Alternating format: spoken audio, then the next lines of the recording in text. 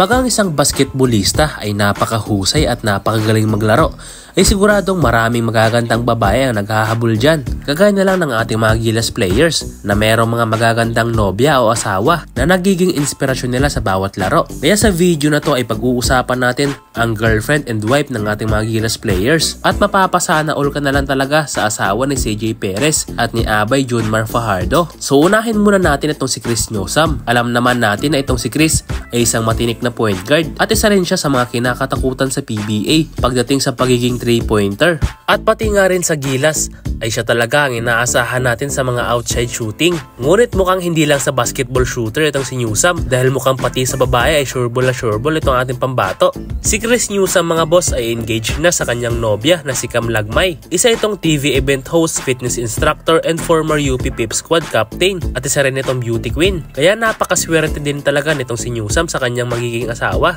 At isunod naman natin itong nagbabalik Gilas na si Troy Rosario. Si Troy mga boss ay merong asawa na nagngangalang Michelle Ann Rosario at meron silang 3 anak at napakaswerte din ni Troy sa kanyang asawa na mukhang maalaga at mapagmahal sa kanya at palagi din siyang sinusuportahan sa bawat game niya. At isunod naman natin si Dwight Ramos.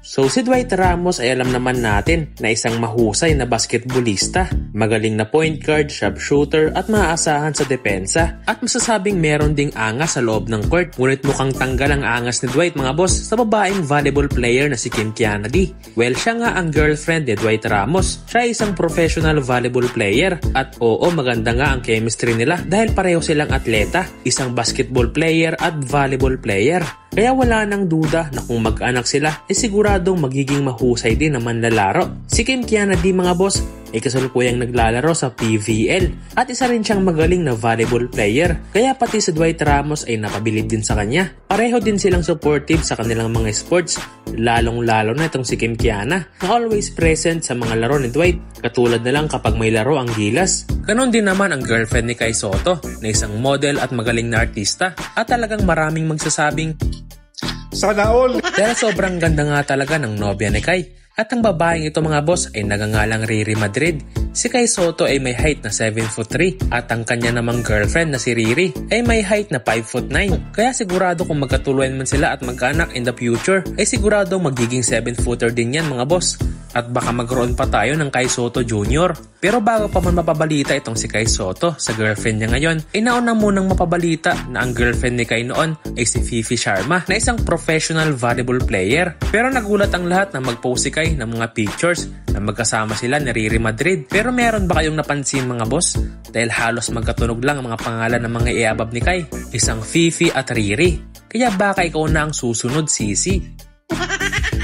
Isunod naman natin mga boss itong si Daddy Scottie Thompson. Ang 7-time PBA champion at 2-time PBA MVP na si Scottie ay isa nang ganap na tatay at kasal siya sa isang internet personality and flight attendant na si Jinky Serrano. Kung titingnan mga boss ay mukhang masaya naman sila sa kanilang pamilya at napakaswerte din ni Scottie sa kanyang asawa dahil napaka-supportive nito sa kanya. Katunayan ay always present nga din to sa mga laro ng Ginebra point guard na si Scottie Thompson. At isunod naman natin mga boss itong si Kevin Kiambao na isa na ring ganap na tatay. At ang kanya namang asawa ay nagangalang Faye Aguila na isang businesswoman and online seller. At napaka-supportive din ito kay KQ mga boss. At kung nagustuhan mo naman mga ganitong content ay huwag kalimutang mag-like at subscribe sa ating channel. At dumako naman tayo dito kay Predator CJ Perez. Nakilala si CJ Perez bilang isang magaling na small forward at talagang kinakatakutan ng player na to sa kanyang mga pamatay na galawan. Kaya mukhang dito rin napabilib ang kanyang asawa na si Sienna Katakutan. Meron nga silang 2 anak at mukhang masaya naman sila sa kanilang pagsasama. At suportado nga rin itong si CJ Perez ng kanyang asawa sa bawat laro niya. At kilalanin din natin mga boss ang kay Junmar Fajardo. Si Abay mga boss ay merong malungkot na love story kay Ariel Patmongon. Sa itong former volleyball player ng Ateneo. At yung hindi ako nagkakamali ay napabalita itong si Junmar Fajardo na merong relasyon dito kay Ariel taong 2015 pa. Ngunit sa kasamaang palad ay hindi sila nagkatuluyan at naghiwalay sila taong 2019. Kaya hanggang ngayon ay single pa rin itong si The Kraken.